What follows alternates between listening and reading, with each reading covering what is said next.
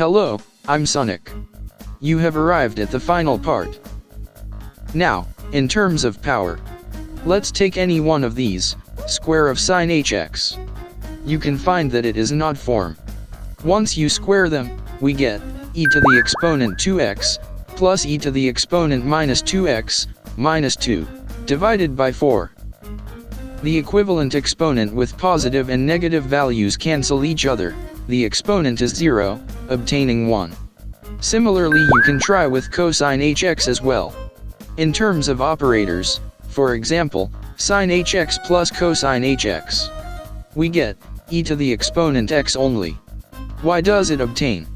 It means e to the exponent minus x cancel each other and added to get 2e to the exponent x, divided by 2. Hence it is e to the exponent x. How about another example? With powers of 2, let's suppose square sine hx plus square cosine hx. What do you observe? We would obtain e to the exponent 2x plus e to the exponent minus 2x divided by 2. But it's not a value of 1, this is much a difference. Check out the third example, many ways by obtaining a value of 1. Hyperbolic sine x multiplied by hyperbolic cosecant x.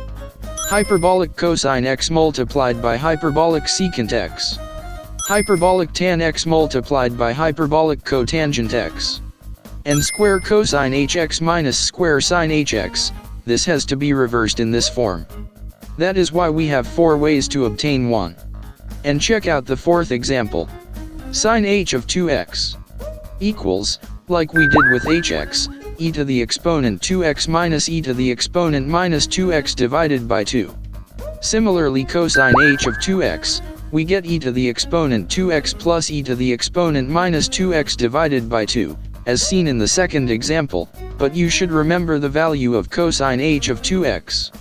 So, you now know about the basics of hyperbolic functions. Like, comment, and subscribe now.